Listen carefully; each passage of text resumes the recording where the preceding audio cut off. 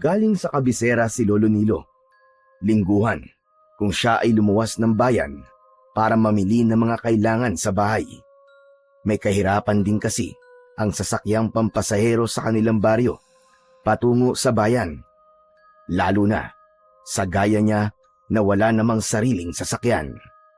Puno ng pinamili ang dalang bayong na yari sa buri. Mga gamit panluto yon, delata at mga biskwit para sa kanilang apong si Samboy. Sadyang hindi na lang niya isinasama ang kanyang apo kapag pumupunta siya ng bayan dahil mahihirapan lang ang bata. Maging siya man ay mahihirapan din. Bulag ang kanyang apo mula ng isilang ito, pero may naaaninag siyang konting liwanag, subalit hindi sapat yun para siya ay makakita. Ibinaba ni Lolo Nilo ang dalang bayong at sinilip ang apo na inakala niyang nasa loob ng nag-iisang kwarto sa kanilang bahay. Kaya lamang wala ron ang kanyang apo. Napakunot ang kanyang noo. Tiyak na lumabas ng bahay ang bata. Hindi man ito nakakakita, pero nakasanayan na ni Samboy ang gumala sa lugar na malapit sa bahay hanggang sa kakawyan. Lagi niyang dala ang kapirasong patpat na ginagamit niyang panggabay sa paglalakad upang hindi siya matalisod o mabangga. Pabihira na naman talaga, oo. Hindi na naman ako pinakinggan ni Samboy. Kabilin-bilinan ko sa kanya na huwag siyang aalis ng bahay hanggat hindi ako nakakauwi. Abay, umalis pa rin siya. Saan kaya nagpunta ang matigas na ulong batang yon? Kapag ganung wala ang kanyang apo, ay nag-aalala ng lubos si Lolo Nilo dahil nga sa sitwasyon ng bata na hindi siya nakakakita.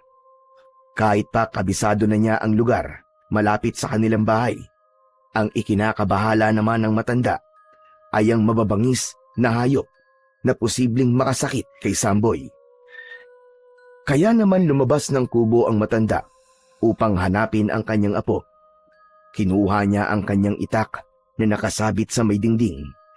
Nakasanayan kasi ni Lolo Nilo na kapag magagawi siya sa kakawyan, ay dala niya ang kanyang itak para pwede na rin siyang kumuha ng panggatong. Samantala, bagamat hindi nakakakita ang batang si Samboy, ay sadyang madalas niyang pasyalan ang kakawyan. Natutuwa rin kasi siya sa pakikinig sa mga tunog ng huni ng ibon. Bagamat hindi niya nakikita ang mga yon, ay nagbibigay sa kanya yon ng kasiyahan.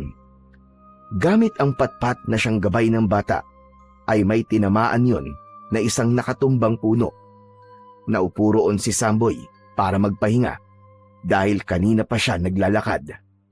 Pagkaupo niya sa nakatumbang puno, ay naramdaman niyang may mga yabag at kaluskos malapit sa kanya. Sa isang taong hindi nakakakita, ay binayayaan sila ng malakas na pakiramdam at pandinig. Dahil yon ang ginagamit nila upang malaman kung anong meron sa kanyang paligid. Kiko? Kiko, ikaw ba yan? Kiko, pagtitripan mo na naman ako, no? Ikaw talaga, pasaway ka. Walang sumagot sa tanong ni Samboy.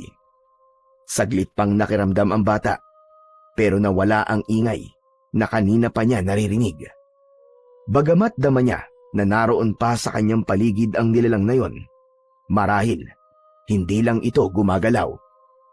Kiko, sinasabi ko na sa'yo huwag mo akong pagtripan. Lulukuhin mo na naman ako eh. Sige ka, ikaw din. May engkanto sa lugar na ito. Baka kung anong mangyari sa'yo kapag hindi ka pa rin nagsalita. Subalit wala pa rin siyang narinig na sagot. Nakadama na ng pagkabahala si Samboy. Kilala niya ang kaibigan. Kung bibiruin man siya nito, ay saglit lang, tapos magsasalita na. Kaya lamang, ng pagkakataong yon, ay hindi pa rin nagsasalita ang nilalang. Naramdam niyang naroon lamang sa kanyang paligid. Maya-maya pa, ay muling nakaramdam ng kaluskos si Samboy. Kasunod ay ang iba pang ingay na tila mahihinang sitsit. Minsan niya nang narinig ang tunog na yon, na ayon sa kanyang lolo ay huni ito ng isang ahas. Naku po, nalintikan na. Mukhang may ahas dito sa kinaroroonan ko ah. Paano kaya ako nito? Hindi ko naman siya nakikita. Shoo! Shoo! Huwag kang lalapit sa akin, ahas! Lumayo ka sa akin! Shoo! Shoo! Lumakas ang ingay ng ahas na pakiwari ni Samboy ay malapit na sa kinaroroonan niya. Lalong nakadama ng takot ang bata, subalit maya-maya lang ay nakarinig siya ng komosyon at ingay ng mga paa. Wala man siyang nakikita, pero ramdam niyang may ibang tao sa harapan niya at may kung anong ginagawa. Sino ka? Anong ginagawa mo rito? Alam kong hindi ikaw ang kaibigan ko si Kiko. Sino ka? Magsalita ka! Isa akong kaibigan. Huwag ka mag-alala. Wala na ang ahas na kinakatakutan mo. Hinuli ko siya at itinapon ko sa malayo. Para kasing gusto kanyang tuklawin kanina eh.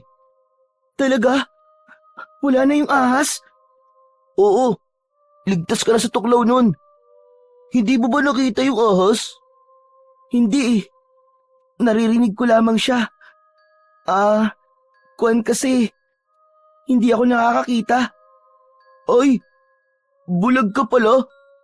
Oo, mula lang ipinanganak ako. Salamat nga pala ah. Ang bait mo. Utang ko sa'yo ang buhay ko. Naku, wala yun. Masaya ako na tulungan kita, bata. Salamat talaga ah. Ako nga pala si Samboy. Ikaw, anong pangalan mo? Habang nakikipag-usap si Samboy sa batang nagligtas sa kanya sa tuklaw ng ahas, ay narinig niya ang pagtawag ng kanyang lolo Nilo. Naku, boses yun ng lolo Nilo ko ah. Hinahanap na niya ako. O sige na, Samboy. Kailangan ko nang umalis ah. Mag-iingat ka na lang sa susunod.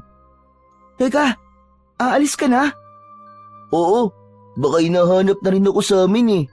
O sige, kaibigan. Sandali kaibigan. Ano nga ulit ang pangalan mo? Hindi na nasagot pa ng batang kausap ni Samboy ang tanong niya. Hindi man lang nabanggit ang pangalan. Nagmamadali na itong umalis. Tumakbo na sa kakahuyan ang bata.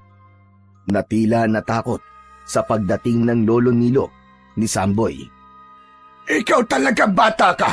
Kung saan ka na naman nagpupunta. Pinag-alala mo ako. Lolo Nilo, dito lang naman po ako sa kakahuyan eh. Eh ano bang ginagawa mo rito? Pumasyal lang po, Lolo. Saka, akala ko po pupunta po dito si Kiko eh. Kaya lang, hindi pala. Hala siya, halika na. Umuwi na tayo. Sandali lang po, Lolo. May nakita po ba kayong bata kanina? Ano ka mo? Bata? Abay wala po. Ikaw lang mag-isa rito eh. Bakit? Kanina po kasi, may kasama po akong bata rito.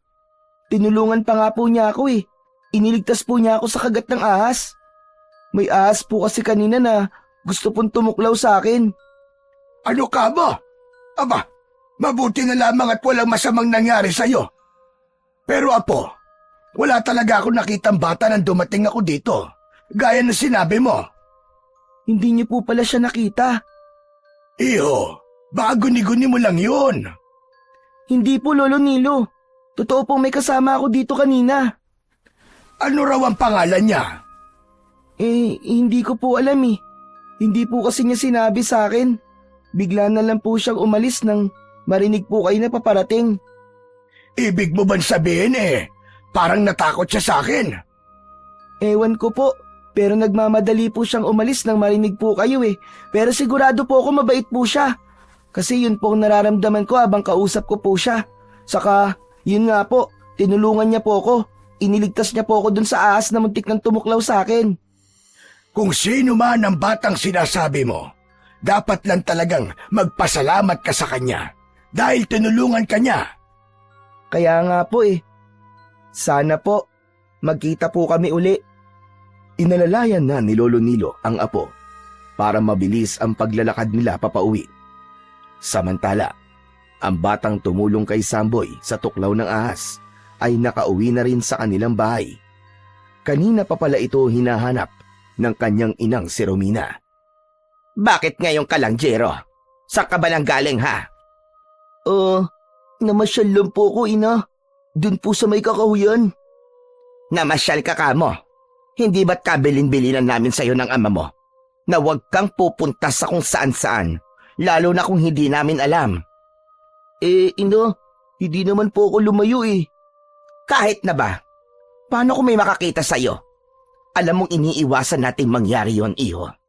Tapos ayan, inalis mo pa yung telang ipinantatakip mo sa iyong ulo. Pasensya na po. May nakakita ba sa'yo kanina na magpunta ka sa may kakahuyan? Po? Tinatanong kita, Jiro. Delikado kapag may ibang nakakita sa'yo. Kuwan po, ina. Wala naman po.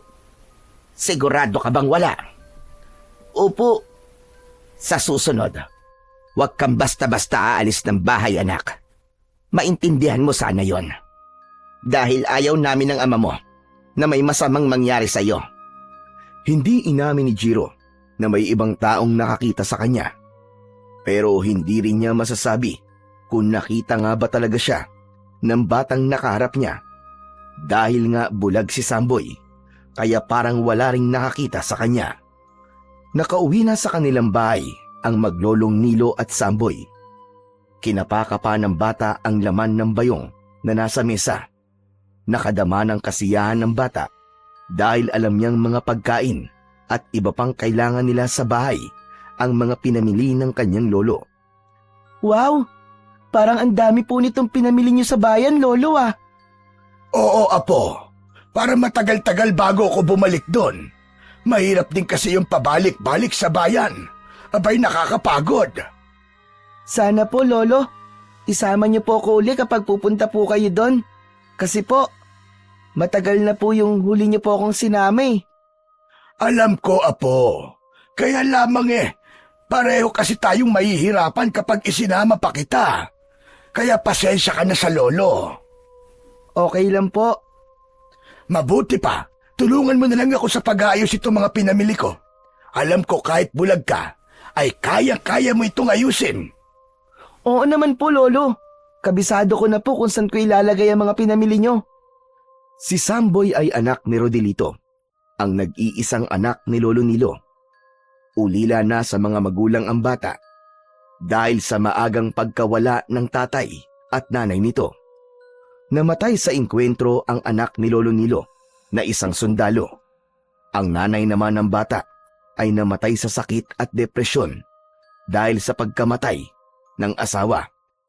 Kaya mag-isang itinaguyod ni Lolo Nilo ang kanyang apo. Masaya naman siya na may apong naiwan sa kanya. Kahit wala na ang asawa niya, ay ito ang nagpapasaya sa kanya. Yun nga lang, hindi mawala-wala ang kalungkutan ni Lolo Nilo dahil sa kalagayan ng kanyang mahal na apo. Dahil isinilang ito na pinagkaitan ng paningin. Naipasuri na sa doktor ang kondisyon ng bata. At dahil nga inborn ang pagiging bulag ni Samboy, kaya ayon sa doktor, ay wala ng paraan upang makakita pa ang bata. Kung may paraan man sa kalagayan nila sa buhay na kahit isang tuka lamang, ay wala rin silang kakayahan upang maipagamot o mapa-opera ang bata. Kaya maluwag sa dibdib na natanggap na lamang ni Lolo Nilo ang kapalaran ng kanyang apo. Subalit may ipinaalam ang kapitbahay na si Betty na paraan na baka sakaling pwedeng makatulong sa kalagayan ng apo ni Lolo Nilo. Ito nga ay ang tungkol sa mutya ng ibong kwago na posibleng maging paraan upang makakita si Samboy. Nako, Betty! Kwentong barbero na naman niya sinasabi mo sa akin. Totoo nga yun, Nilo. Narinig ko yun mula pa sa lolo at lola ko na ipinasa naman mula sa kanilang nilono. Sabi nga nila, may taglay na kapangyarihan at bisa ang mutya galing sa kwago. Ano ka mo? Mutya ng kwago? Oo, di nga ba ang ibong kwago ay may malalaking mga mata? Tapos, kung gabi Malinaw na malinaw ang kanilang paningin. Baka dahil sa katangian nyo ng ibon, malamang may bisa kay Samboy ang mutya ng kwago. Saan naman daw makukuha yon? Aba siyempre, sa kwago. Ang ibig ko sabihin, saan ako makakakita? Mahirap kasi makakita ng ganong ibon. Saka alam mo namang, sa gabi lang sila lumalabas dahil hirap sila lumipad kung araw. Mahina ang paningin nila sa liwanag at masakit sa kanilang mata ang sikat ng araw. Pero kung yun naman na makakatulong sa apo mo, bakit hindi mo subukan? Abay kung sa bagay, tama ka dyan. Mahirap man makahanap ng ganyong ibon. Dapat ay magtaga ka. Sabi nga, kapag gusto, merong paraan. Kung ayaw, maraming dahilan. Pero dahil gusto ko, gagawa ako ng paraan, Betty. Tama ka doon. Kung gusto mo, samahan pa kita sa paghahanap ng ibong kwago. Hindi na kailangan, Betty. Baka mamaya kung ano pa mangyari sa'yo, di kasalanan ko pa. Hoy! Ano bang akala mo sa akin, Lampa? Wala akong sinabing ganun ka. Ikaw ang nagsabi nun. Nelo, gusto ko lang naman na tulungan ka. Para din sa apo mo. Hayaan mo at pag-iisipan ko. O sige, kapag nakadesisyon ka na, sabihin mo sa akin na agad-agad. Sasamahan kita sa paghahanap ng kwago para makuha natin ang kanyang mutya. Nasa bahay na si Lolo Nilo at oras na ng pahinga pero hindi pa rin siya dalawin ng antok. Hindi niya makalimutan ang sinabi sa kanya ni Betty na baka nga matulungan si Samboy ng mutya na maaaring makuha sa ibong kwago. Kung sakaling totoo man ang sinabi ni Betty at makakuha ako, siguradong magiging malaking tulong yung kay Samboy. Tiyak magiging masaya ang aking apo. Buo ang pag-asa ni Lolo Nilo na sana nga'y totoo ang tungkol sa mutya ng kwago. Natutulog ang apong si Samboy at pinagmamasdan ang bata. Wala siyang ibang hinangad kundi ang makabubuti para sa kanyang pinakamamahal na apo. Sa kabilang dako, sa lugar na kinaroroonan ng batang si Jiro, ay nag-uusap ang mga magulang nito na sina Romina at Arsenio tungkol sa kanilang anak, ang paksa ng kanilang usapan. Hindi mo dapat basta hinahayaang lumabas at nagpupunta kung saan-saan ang bata, Romina. Ay nako, Arsenio. Yun na nga eh. Yun ang paulit-ulit kong bilin sa kanya. Pero minsan nagiging pasaway. Alam mo naman ang kalagayan niya.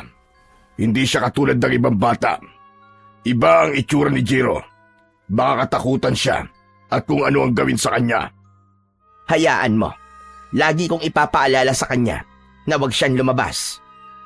Isa pa, bago lang tayo sa baryong ito, hindi pa natin ganap na kilala ang takbo at utak ng mga taga rito. Siya nga pala, Arsenio. Ano palang balita sa lakad mo? Hanggang ngayon, nagbabakasakaling baka narito nga siya. Yun ang sabi, hindi ba? Sa lugar na matatagpuan ang hinahanap mo. Sana nga, dahil ibig ko na rin matapos ang lahat. Dinala ng pagkakataon ang mag-asawa sa baryo Monteclaro dahil may mahalagang bagay silang dapat bigyan ng katuparan. Sa baryong yon, naroon ang katugunan sa lahat ng tanong sa isipan ni Arsenio upang matapos na ang matagal ng panahong paghahanap nila. Matagal ko na rin inaasam-asam ang katahimikan, Romina. Alam ko naman yon, Arsenio. Para din yun sa ating nag-iisang anak. Ayokong habang buhay siyang manatili sa kalagayan na itinatago natin siya. Hangad ko ang mas maayos na buhay para kay Jiro. Sana nga'y dito na natin makita ang solusyon sa lahat ng yon, Arsenio. Sadyang mahalaga ang dahilan ng paninirahan ng mag-asawang Arsenio at Romina kasama ang anak na si Jiro sa baryo Monteclaro at kailangan mamalagi sila roon hanggat hindi nila nagagawa ang tunay nilang pakay. Sa kabila ng kalagayan ng batang si Samboy na isang bulag, ay hindi naman nalilimitahan ang kanyang pagiging isang bata. Katunayan nga, ay meron siyang matalik na kaibigan na nagiging gabay niya at madalas nakakalaro. Samboy! Samboy! Pasensya ka na kung hindi ako nakarating sa kakahuyan kahapon ha. Meron kasi akong tinapos sa trabaho eh. Ano? Nagtatrabaho ka na, Kiko? Hindi.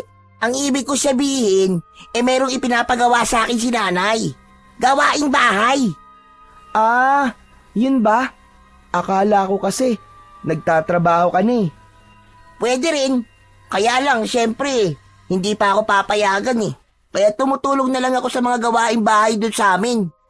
At sina nanay at tatay naman, sila nagtatrabaho sa bukid. Ay, siya nga pala, Kiko. Meron akong ikikwento sa'yo. Kasi nga, nagkaroon ako ng bagong kaibigan. Ano ka mo? May iba ka ng kaibigan? Oo, pero syempre, ikaw ang best friend ko. Teka, Samboy, sino ba bago mong kaibigan? Baka pwede ko rin siya maging kaibigan. Hindi ko pa kilala eh. Ano? Pwede ba yun? Bago mong kaibigan tapos hindi mo kilala. Niloloko mo yata ako eh. Hindi kita niloloko, Kiko. Hindi niya kasi sinabi sa akin ang pangalan niya nang tanungin ko siya. Bakit naman daw? Ewan ko, hindi ko rin alam eh. Tapos, kaibigan mo na kaagad. Hindi mo pa nga alam yung pangalan eh. Kasi nga, mabait siya, Kiko. Iniligtas niya ako sa kagat ng ahas. Muntik na kasi ako matuklaw eh. Ah, mabait nga siya. Sa may kakahuyan, doon niya ako nakita. Sana nga, magbalik uli siya ron eh. Para maging kaibigan mo rin siya. Siguro, dahil lang siya rito.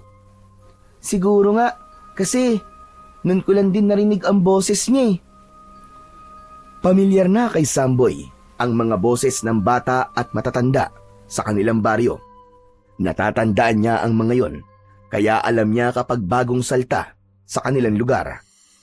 Isa rin pambihirang kakayahan ng isang bulag ay ang makaalala ng boses at natatandaan nila yon. Samantala, hindi na maalis sa isipan ni Lolo Nilo ang mga sinabi sa kanya ng kaibigang si Lola Betty tungkol sa mutya ng ibong kwago. Nakadikit na yon sa isipan niya. Nasabi nito sa kanyang sarili na kung ang naturang bagay ang posibleng makatulong at makapagpabago sa buhay ng kanyang apong si Samboy, ay susubukan niyang hanapin yon. Kaya naman, nang sumunod na gabi, ay hinintay niyang makatulog ang kanyang apo. Kailangan niyang magtungo sa may kakahuyan kung saan madalas gumagala ang iba't ibang uri ng ibon. Sadyang gabi ang oras ng kanyang pinili dahil lumalabas ang nasabing ibon kapag madilim. Kinuha ni Lolo Nilo ang kanyang flashlight na gagamitin upang malaya siyang makaikot sa pupuntahang lugar. Marahang lumabas ng bahay ang matandang lalaki. Maingat ang kanyang pagakbang upang hindi magising si Samboy. Tiyak kasi na magtatanong ito kapag nagising at nakita siyang lalabas ng bahay ng ganung oras. Nakarating si Lolo Nilo sa kakahuyan. Una niyang narinig ay ang ingay ng mga kuliglig na namamahay sa mga puno na naroon. Alam niyang hindi magiging madali ang paghahanap sa ibong kwago, subalit umaasa siya na may makikita siya sa gabing yon. Mga paniki ang nakita niyang nagliliparan sa loob ng kakahuyan, subalit nag-antabay pa rin siya. Ilang oras na ang nakalipas at nakakaramdam na ng antok si Lolo Nilo. Subalit wala pa rin siyang marinig na huni ng ibong kanyang hinahanap.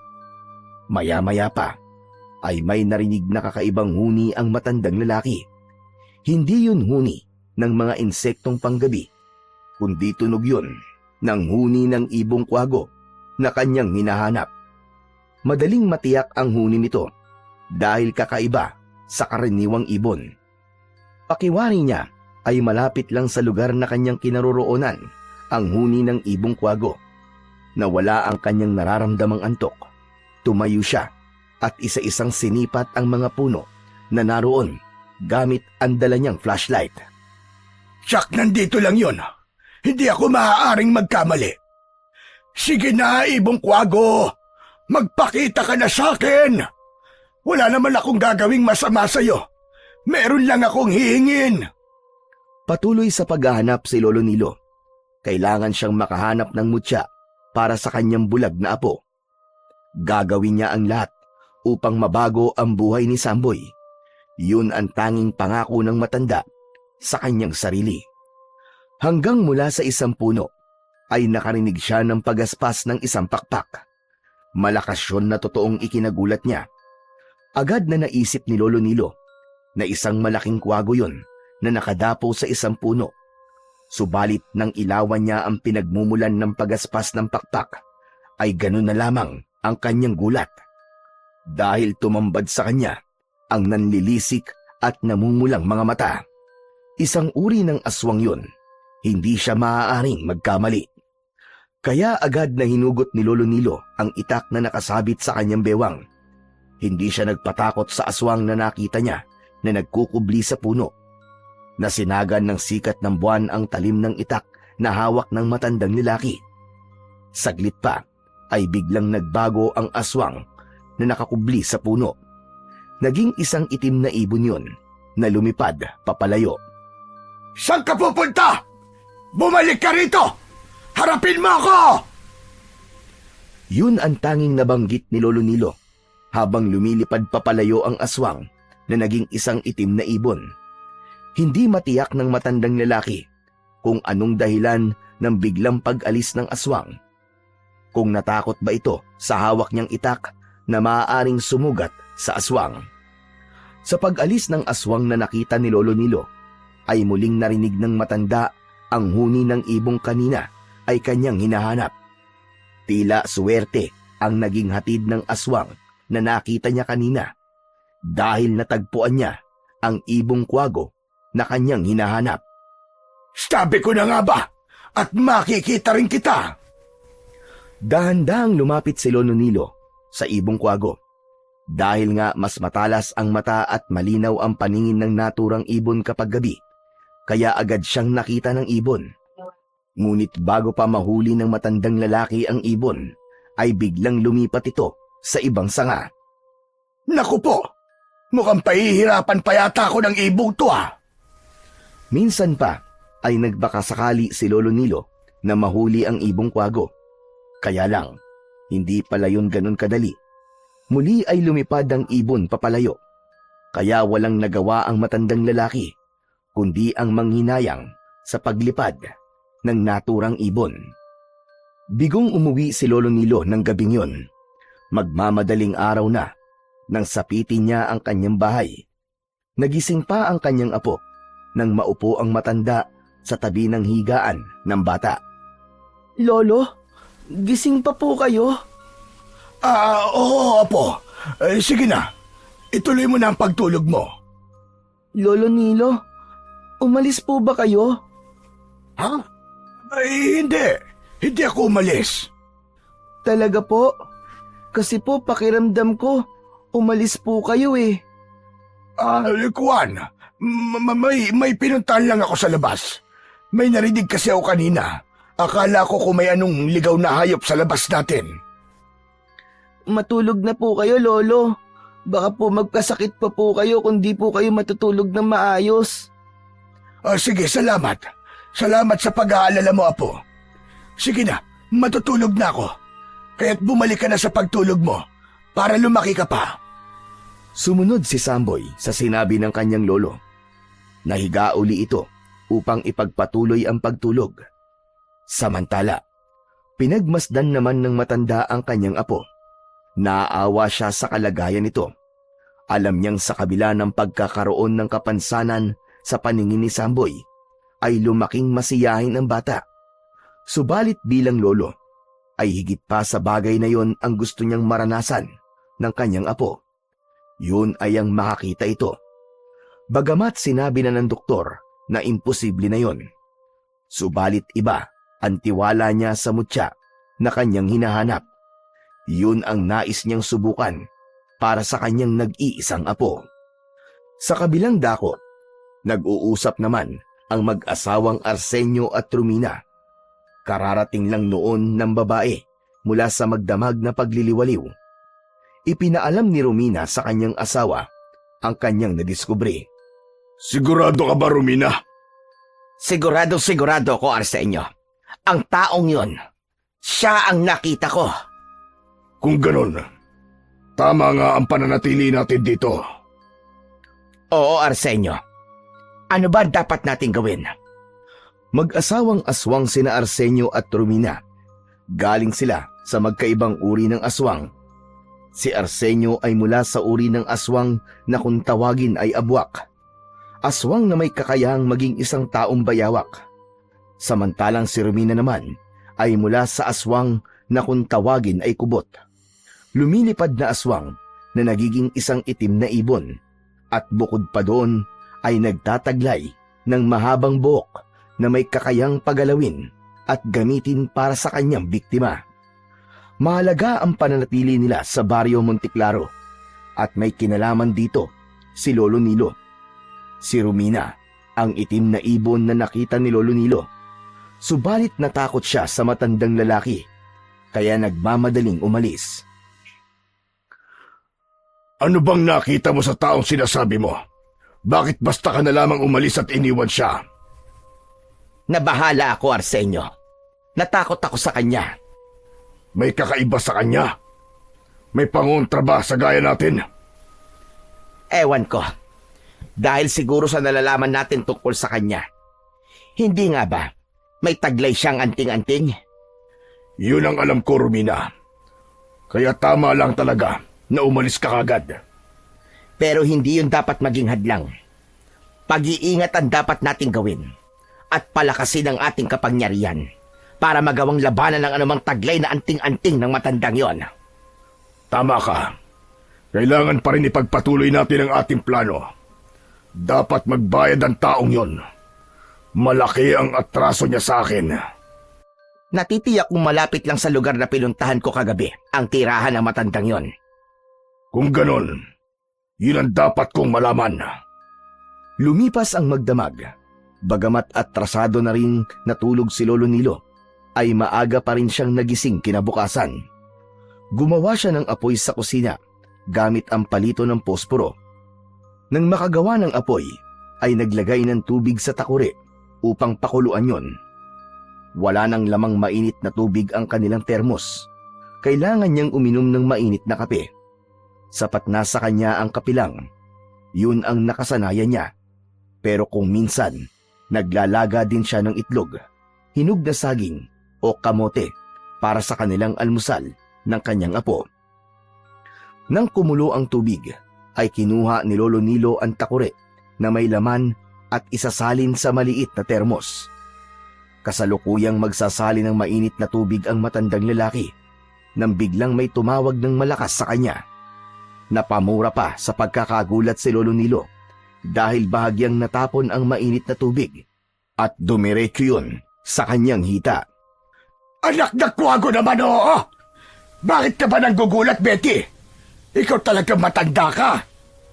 Ang matandang kapitbahay na si Aling Betty pala ang tumawag ng malakas kay Lolo Nilo. Nabalilo, ang aga-aga ang init-init ang ulo mo. Galit ka kagad. Paano hindi iinit ang ulo ko kung ganiring natapunan ako ng mainit na tubig? Aba, muntik pang matapunan ang kwang ko. Buti na lamang sa hita. Aba, sakit kaya. Subukan mong itapon din sa hita mo. Naka, wag mo nga akong idamay, Danilo. Mainit pala bakit mo gugusto'y matapunan ako? Teka, ano ba kailangan mo? Ang aga-aga nangiistorbo ka ng kapitbahay. Huwag ka nang masungit, Nilo. Masisira ang araw mo niyan. Nasira na, Betty. Dahil nga natapunan ako ng mainit na tubig. At ay pasensya ka na. Hindi ko naman sinasadya. Huwag ka nang mainis. Bakit nga bang aga-aga't nangangapit bahay ka na kagad? Mangyaring dinalhan kasi kita ng ginawa kong puto na yari sa bigas. Heto, ang puputi pa nga Salamat. O sige na, makakaalis ka na. Aba, hindi nagkakabuyan mo na ako. Hindi mo man lang ba ako yayayain magkape? Nagdala lang ako ng puto Dahil ba dinalhan mo ko ng puto kailangan pakapihin na kita. Ganun ba yon? Kung gusto mo lang naman. Kung gusto mo magkape, hayan, magtimpla ka. Huwag mo kong aasahang magtimpla ng kape mo. Ay, naka. Ikaw talaga, Nilo. Dinaig mo pa ang babaeng may regla sa kasungitan. Sabi ko nga sa'yo, nasira ang araw ko dahil natapunan ako ng mainit na tubig. O sige ka. Aalis na ako kung gano'n at baka babaya Buhusan mo ko ng kubo ng tubig. Mabuti pa nga at umuwi ka na muna. Pero teka nga pala, Nilo. Nakita kita kagabi May pinuntahan ka. Saan ka pinanggaling? Wala ka na ron. Kita mo tao gano'n? Nagtatanong lang naman ako sa'yo Sabi ko nga sa'yo, wala ka ng pakialam. Ay, naka. Sige na nga. Sa susunod na araw na lamang ako makikipagkwentuhan sa iyo. Mukhang wala ka talaga sa kondisyon ngayon. Kundi ang gusto mo lang ay maging masungit. Bahala ka sa buhay mo. Diyan ka na. Tumalikod na ang matandang babae. Hindi na muna niya kakausapin si Lolo Nilo dahil mainit ang ulo nito. Naisip niyang kasalanan din kasi niya dahil nagulat ang matandang lalaki nang bigla niya itong tawagin. Napangiti na lamang si Aling Betty na nagpatuloy sa paglalakad pauwi sa kanyang bahay. Napapailing na lamang si Lolo Nilo nang makaalis na ang matandang babae. Natatawa na lang din siya dahil sa ipinakita niyang kasungitan sa matandang babae.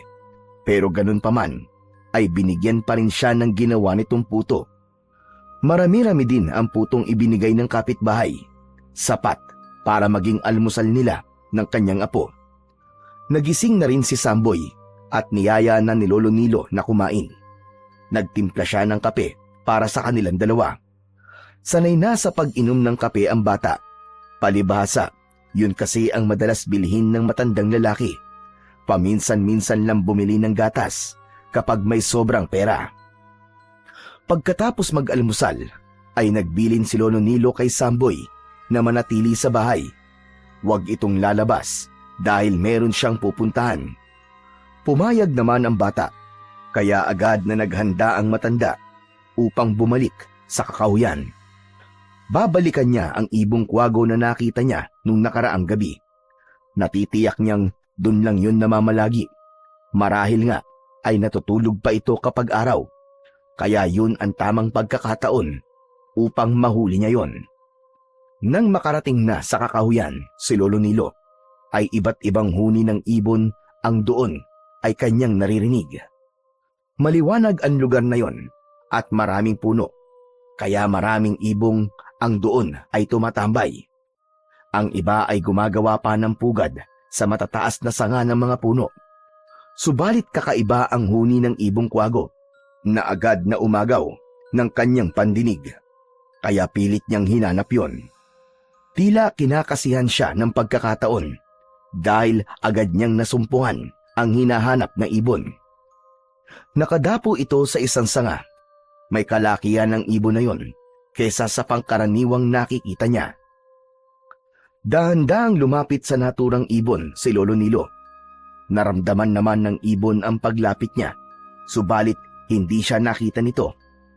Ama nga ang hinala niya na kapag araw, lalo na't matindi ang sikat ng araw, ay hirap na makakita ang ibong kwago.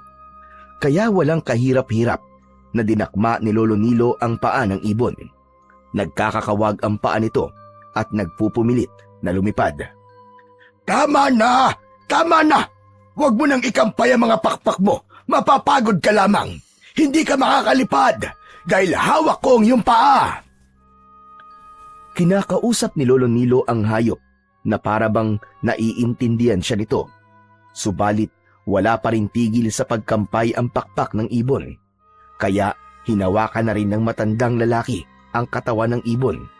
Sa pagkakahuli ng matanda sa ibong kwago, ay tila nagdulot yun ng takot sa ibang mga ibon na namamahay sa mga puno. Dahil nagsiliparan ang mga ito, hindi niya maunawaang kung natakot nga ba ang mga ibon o humihingi lamang ng saklolo dahil sa ginawa ng matandang lalaki. Subalit bago pa bumalik ang mga ibong nagsiliparan kanina, ay nagpasya na ang matanda na umuwi, dala ang nahuling ibon. Nagtataka na may kasiyahan si Samboy nang umuwi ang kanyang lolo na may dalang ibong kwago. Hindi man yun nakikita ng bata, pero ramdam niya na tila nakakatuwa ang ibong inuwi ng kanyang lolo Nilo. Lolo, maaari ko po bang mahawakan po ang ibon? Abay, oo naman na po. O heto, hawakan mo para malaman mo kung anong itsura nito at mararamdaman mo kung gaano kalambot ang kanyang balahibo. Hala, nakakatuwa po pala hawakan ng ibong to, Lolo. Pero Lolo, ano po bang tawag sa ibon na to? Kuwago ang tawag sa kanya, apo. Pero hindi siya pangkaraniwang ibon, kundi namumukod-tangi siya. Ano pong ibig niyong sabihin na namumukod-tangi po ang ibong ito? Dahil siya ang ibon na malinaw ang paningin kung gabi. Kung araw naman, ay hirap siyang makakita. Hala, ganun po ba? Ibig sabihin, ibong panggabi po ang kwago. Ito po pala yung ibon na naririnig natin kapag gabi. Ganun na nga, apo. Bakit po kayo humuli nito, Lolo Nilo? Ano pong gagawin niyo po sa kanya? Kasi, kawawa naman po siya. Baka hinahanap na po siya ng pamilya niya. Kung nanay po ang ibon na to, tsak, naghihintay po sa kanya mga anak niya. Apo, hindi ko yan hinuli para paglaruan at alagaan lang, kundi para din sa'yo. Ano po? Para po sa akin, Lolo Nilo? Oo, apo, para sa'yo. Dahil may mahalagang bagay tayong kailangan sa ibon na yan. Isang lumang hawla na yari sa alambre ang kinuha ni Lolo Nilo na matagal nang nakatambak. Nilinis yon at doon niya ikinulong ang nahuling kwago. Wala kasing ideya ang matanda kung saan at paano ba makukuha ang mutya na sinasabi na posibleng ibigay ng nasabing ibon. Lalo na't hindi naman lahat ng kwago ay maaaring magbigay noon, kundi magbabakasakali lamang si Lolo Nilo. Pansamantala niyang inalagaan ang kwago na nakakulong sa hawla. Humanap rin siya ng pagkain nito. Napag-alaman niya na maliliit na daga, palaka, isda at butiki ang kinakain ng naturang ibon. Kaya yun ang ibinigay ni Lolo Nilo. Ilang araw nang inaalagaan ng matandang lalaki ang kwago nang makita ito ni Aling Betty na napasyal sa bahay ni na Lolo Nilo. Aba, ang gandang ibon naman itong alaga po, Nilo. Teka, kuwago yan, hindi ba? Oo, Betty, kuwago nga. Nakahuli ka na pala. Sinunod mo yung sinabi ko. Sabi ko, walang masamang subukan, hindi ba? Kaya hayan, inaalagaan ko na siya ngayon. Sana pala, naging kuwago na rin ako para alagaan mo ko. May sinasabi ka ba, Betty? Ay, wala, Nilo, wala. Ay, siya nga pala. Hindi ka na ba naiinis sa akin, ha? Ay, nako. Kalimutan mo na yon. Wala na yon. Alam mo namang, madali lang maalis ang galit ko. Talaga lang na nabwisit ako ng araw na yon dahil napaso ko na mainit na tubig. Pero wala na yon. Nakalimutan ko na yon. Ay, salamat naman. Kaya pala, hindi ka na masungit sa akin. Pagpasensyaan mo na rin ako kung nasungitan kita, Betty. Wala lang talaga ako sa kondisyon ng oras na yon. Naiintindihan naman kita, Nilo. Kaya't humihingi ako ng pasensya. Kalimutan na natin yon. Tapos na yon. Nangyari na. At teka, siya nga pala, Betty. Kaya ako humuli ng ibong kwago ay dahil na rin sa mga sinabi mo sa akin tungkol dun sa mutya. Alam ko yon. Pero paano ko ba makikita ang mutya na sinasabi mo? Konting taghihintay pa, Nilo. Ang sabi ng lolo ko, natatandaan ko na isang umagay, makikita mo na lamang na merong nakaipit na isang puting bagay sa tuka ng ibong kwago. Iyon ang kukunin mo. Pero hindi yun basta ibibigay ng ibon. Kaya hihintayin mong kusang bikiwan nyo ng kwago.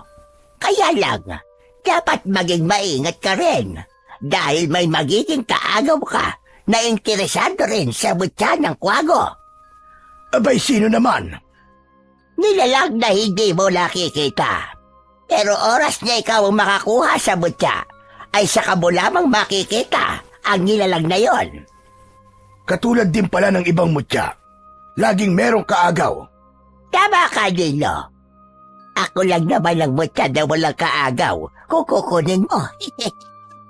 May ibinubulong ka na naman ba, Betty?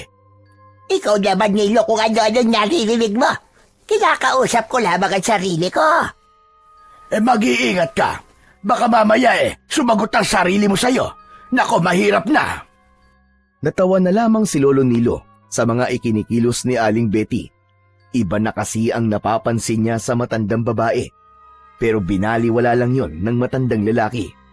Hanggang sa isang umaga nga, unang nagising si Samboy at narinig niya na maingay at panay ang huni ng ibong kwago. Ano ba nangyayari sa'yo, kaibigang ibon? Bakit ba ang ingay-ingay mo dyan? Nagugutom ka ba? Nako, pasensya ka na kasi tulog pa si Lolo Nilo eh. Siya lang ang pwedeng magpakain sa'yo. Hindi ko kasi alam kung saan nakalagay ang ipinapakain niya. Samantala, gising na rin si Lolo Nilo at narinig ng matanda na kinakausap ni Samboy ang ibong kwago. Kaya bumangon ang matandang lalaki at lumapit sa kanyang apo. Sa paglapit ni Lolo Nilo sa bata, ay agad na umagaw ng kanyang atensyon ang maingay na kwago at nang tignan niya ay nakita niya ang isang maputing bagay na tila biglang kumislap ang nakaipit sa tuka ng ibon. Heto na yata yun. Heto na yata ang pinakahihintay ko. Lolo, ano po ba yun? Ano po yung sinasabi niyong pinakahihintay niyo? Yung nakaipit sa tuka ng ibong kwago. Alin nga po, Lolo? Ang pinakahihintay kong mutya, inilabas na ng ibon. Hala, kunin niyo na po, Lolo Nilo. Kunin niyo na po. Oo, Apo. Walang ibang dapat makakuha niyan, kundi ako. Sinubukang kunin yon ni Lolo Nilo, subalit hindi yun mahila-hila ng matanda. Kaya nag-alala siya na malunok uli yun ng ibon at hindi niya na makuha pa. Saglit na nag-isip ng dapat gawin ang matanda. Kinuha niya sa taguan ang maliliit na hayop na pagkain ng ibong kwago. Dinala yun ng matanda. Nakita ng kwago ang bitbit ni Lolo Nilo. Humampay ang pakpak ng kwago na tila nasiyahan sa nakitang pagkain na dala ng matanda. Sa paglapit ng maglolo sa kwago, ay biglang binitiwan ng ibon ang nakaipit na puting bagay sa kanyang tuka. Agad naman yung sinunggaban ni Lolo Nilo dahil malakas ang kutob niyang yun na nga ang hinihintay niyang mutya. Kasabay ng pagkakakuha ni Lolo Nilo sa puting bagay na binitiwan ng ibon, ay isang malakas na suntok ang naramdaman ni Lolo Nilo. Muntik nang matumba ang matandang lalaki sa lakas ng pagkakasapak sa kanya. Aray ko! Sino ka? Bakit ka nananakit? Nagtatakang nakatingin lamang si Samboy sa kanyang Lolo Nilo. Dahil sa nangyari kay Lolo Nilo, ay naalala niya ang sinabi ni Aling Betty. Normal na may manakit sa kanya, pero hindi niya basta makikita. Kaya ikinusot ni Lolo Nilo ang hawak na puting bato sa kanyang mga mata. Nanlaki ang mga mata at nang hilakbot ang matandang lalaki dahil sa kanyang nakita. Nakakatakot at may malaking bunganga na puno ng maliliit subalit matutulis na ngipin ang nilalang nakaharap niya. Ito na nga kaya ang aagaw sa kanya ng mutya ng kwago. Kaya naging maagap si Lolo Nilo. Bago pa siya balikan at saktan uli ng naturang nilalang, ay agad na umigkas ang kamao ng matandang lalaki at tumama ito sa muka ng halimaw. Nakakatakot ang itsura ng halimaw na nakita ni Lolo Nilo. Kaya lamang, mahinang klase pala ito ng halimaw. Mas malakas manakot kesa ang makipaglaban. Bumulagta ang halimaw sa lupa dahil sa sapak ng matandang lalaki. Nilapitan ito ni Lolo Nilo upang tapusin na, subalit bigla itong naglaho. Nagpalinga-linga pa siya sa paligid na baka nagtatago lang yon. Subalit talagang wala na ang naturang nilalang. Kasiyahan ang naramdaman ni Lolo Nilo dahil alam niyang yun na ang sagot sa paghahanap niya sa mutya ng kwago na gagamitin niya para matulungang makakita ang kanyang apo. Ang mga pangyayari ay nakita ni Samboy, subalit nananatiling tahimik lang ang bata. Gumawa ng isang maliit na supot na yari sa balat ng hayop si Lolo Nilo. Nilagyan niya yun ng perdible at isinabit sa suot na short ni Samboy. Ano po yung ikinabit niyo po sa salawal ko, Lolo Nilo? Isang pangontra yan na po. Saan po? Sa usog. Kaya hayaan mo lang na nakakabit ito sa suot mong short. Lolo naman hindi naman po ako sanggol malaki na po ako. Di po ba, sanggol lang po ang nilalagyan ng ganito na kontra usog? Po, hindi lang sanggol ang nauusog. Saka proteksyon mo rin yan para sa mga kakatuwang nilalang na maaaring paglaruan ka. Lalo na, madalas kang pumupunta sa kakahuyan, hindi ba? Hindi na nagtanong pa si Samboy. Sapat na yung mga sinabi ng kanyang lolo. Subalit ang tungkol sa mutya na ikinabit ni Lolo Nilo sa salawal ng apo ay hindi pa niya magawang sabihin. Mas mainam na wag munang ipaalam yon kay Samboy. Ayaw niyang umasa ang kanyang apo sa magiging bisa ng mutya kapag sinabi niyang posibleng makakita siya dahil doon. Kaya minabuti niyang ilihim na lang muna. Saka na lang niya ipapaalam ang totoo kapag nangyari na ang kanyang inaasahan. Samantala, sa kabilang dako naman ay naghahanda ang mag-asawang sina Arsenio at Romina na mula sa uri ng aswang kubot at abwak. Aalamin niya ang kinaroroonan ni Lolo Nilo na nakita ni Romina nang minsang pumasyal siya sa kakahuyan na nasaan yung aswang kubot. Mahalagang malaman natin kung saan nakatira ang matandang lalaki na nakita mo sa kakahuyan, Romina. Dahil sisingilin natin siya sa malaki niyang kasalanan sa aking angkan. Siya ang pumatay sa iyong ninuno. At ang dugo ng taong yon ang gagamitin din natin para sa ating anak na si Jiro. Tama ka, Romina. Isinilang ang anak natin na may nakakatakot na anyo at wala tayong magawa upang mabago yon.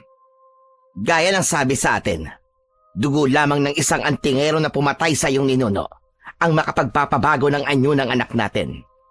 Kailangan ipanghilamos niya ang dugo upang mawala ang nakakatakot niyang itsura. Tama ka. Kawawa naman ang anak natin na taglay ang nakakatakot na itsura. Hindi gaya natin na nagiging nakakatakot lamang ang ating anyo kapag nagiging aswang tayo. Kaya nga, Arsenio, gagawin natin ang lahat upang makaganti tayo sa taong yon at magamit ang kanyang dugo para sa ating anak. Naghahanda na sa pag-alis ang mag-asawang aswang nang makita sila ng kanilang anak na si Jiro. Ama, ina, saan po kayo pupunta? May mahalagang bagay lang kaming dapat gawin, anak. Gusto ko po sumama sa inyo. Hindi maaari, anak. Mas mainam kung dito ka na lamang sa bahay natin. Pero ama, ibig ko pong sumama sa inyo Jiro, anak, huwag nang matigas ang ulo mo. Mapanganib kung sasama ka sa amin. Huwag nang matigas ang ulo, Jiro. Kasi po, lagi na lang po akong bawal lumabas ng bahay. Nakakainip na rin po dito Gusto ko po magkaroon ng maraming kaibigan. Anak, kaya nga kami aalis ng iyong ama dahil maghahanap kami ng paraan upang mabago na ang iyong itsura. Para sa ganun, ay magawa mo na ang gusto mo, anak. Makakalabas ka na kahit anumang sandaling naisin mo dahil wala nang matatakot sa'yo. Gusto mo yun, hindi ba? Opo, ama. Pero, meron na po ako naging kaibigan Baka pwede po ako makipagkita ulit sa kanya. Pero anak, Ina, hindi po siya nakakakita, bulag po siya. Kaya alam ko pong hindi po siya matatakot sa akin. anak, saka na lang natin pag-usapan ang bagay na yan. Ang mahalaga ngayon ay makaalis na muna kami ng iyong ama. Bukas, Saka natin pag-usapan ang tungkol sa kaibigan mo, anak. Kung gusto mo, sasamahan pa kita sa pakikipagkita mo sa kanya. Natuwa ang batang si Jiro sa sinabi ng kanyang ama. Kaya hindi na siya nagpumilit pang sumama sa lakad ng kanyang mga magulang. Nagbago na ang anyo ng mag-asawa. Naging aswang abwak na si Arsenio. Samantalang naging aswang kubot naman si Aling Romina. Saka nagpaalam na sa anak upang gawin ang kanilang pakay. Samantala, gamit ang taglay na pang-amoy ng aswang kubot na si Romina, ay naiwan sa kanyang gunita ang amoy ni Lolo Nilo, kung kaya natuntun kagad nila ang tirahan nito. Sa lugar na ito, dito naninirahan ang matandang nakita ko sa kakahuyan. Ang bahay na yun, posibleng yun ang tirahan niya. Wala siyang kamalay-malay na may aswang na aatake sa kanya. Dapat tayo mag-ingat, Romina, dahil isa siyang antingero. Oo, alam ko yon. Ano pang hinihintay natin? Salakayin na natin siya. Huwag muna. Dapat makiramdam na muna tayo at magmanman. Isa pa, kailangan natin ng buhay ang matandang yon dahil sa dugo niya. Ang dugo ng antingero ang makakaalis sa nakakatakot na anyo ni Jiro. Samantala, sa loob ng bahay ni na Lolo Nilo at Samboy, nagising ang bata dahil nauuhaw ito. Kumakapapa ito na bumangon upang magtungo sa kusina. Kaya lamang, hindi niya mahagilap ang patpat na kawayan na kanyang ginagamit. Pero tumuloy pa rin siya sa kusina dahil kabisado naman niya ang bawat lugar sa loob ng bahay. Kaya nagtungo ito roon upang uminom ng tubig. Pabalik na siya sa kanyang higaan nang magising ang kanyang Lolo Nilo. Tinanong siya nito at sinabi niyang uminom lang siya ng tubig sa kusina. Babalik na sana sa pagtulog ang bata nang may marinig silang ingay mula sa labas ng kanilang bahay. Ingay yun na likha ng kung anong nilalang. Sinundan pa yon ng mga alulong ng aso na nagpapatunay na may kung anong nakikita ang mga hayop sa labas. Ang ingay ng mga aso! Oo nga po. Parang may kung ano nakikita sila. Sige na, Apo. Huwag mo nalang pansinin ang mga maiingay na aso na yan. Mamaya lang ay tatahimik na din ang mga yan. Ngunit lalong lumakas ang ingay sa labas at alulong ng mga hayop. May pagaspas ng lumilipad na kung anong nilalang. Tumayo na si Lolo Nilo. Iba kasi ang kanyang nararamdaman. Bago ito magtungo sa pintuan ng bahay, ay may kinuha ito sa likod ng pintuan. Isang maliit na palakulyon na doon ay nakasabit. Lolo? Lolo, bakit po? Dito ka lang, Apo. Huwag kang lalabas dyan. Meron lang akong ibig tiyakin. Lolo, mag-iingat po kayo ha. Lumabas na ng bahay si Lolo Nilo upang tignan kung saan ba nanggagaling ang ingay. Agad na bumungad sa matandang lalaki ang aswang na kubot na si Romina. Nanlilisik ang mga mata at nakabukas ang bibig na may maliliit at matatalas na ngipin. Habang mahabang buhok ay nakakalat sa ere na tila mga ahas na may buhay at gumagalaw. Sinasabi ko na nga ba, may aswang na narito lang sa paligid ng aking bahay. Matagal ka na naming hinahanap at dinala kami ng tadhana sa lugar na ito upang pagbayarin ka, tanda. Ano ba sinasabi mo? Wala akong atraso sa kahit na kaninong aswang. Nagsisinungaling ka ba talaga? Hindi ako nagsisinungaling dahil wala akong maalala na meron akong inargabyado. Tama na. Huwag ka na magkunwari pa. Tikman mo na lamang ang galit ng isang aswang na kubot na tulad ko. Nagsipaggalawan ang mahahabang buhok ng kubot at ito ay lumingkis sa braso, sa liig at sa katawan ng matandang lalaki. Anong ginagawa mo sa akin? Pakawalan mo akong aswang ka! Huwag mo akong lingkisin gamit ang mga buhok mo! Ganyan ako yumakap, tanda. Ang mahabang buhok ko ang aking ginagamit. Sa pagkakataong yun, ay nanonood lamang ang aswang na abwak na si Arsenio na nasa anyo ng isang bayawak. Ayaw niyang pakialaman ang ginagawa ng asawang aswang.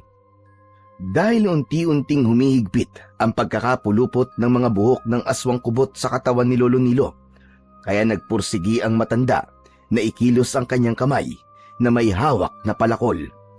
Pilit nitong pinuputol ang buhok ng aswang kubot na nakapalupot sa kanyang katawan. Sa bawat pagputol ng matandang lalaki sa buhok ng aswang kubot ay pumapalahaw ito dahil nasasaktan. Samantala, ang palahaw ng aswang kubot ay naririnig ni Samboy na nasa loob ng bahay. Dahil sa lakas ng sigaw ng aswang ay napatayo ang bata mula sa pagkakaupo at nagtuloy-tuloy sa pintuan ng bahay.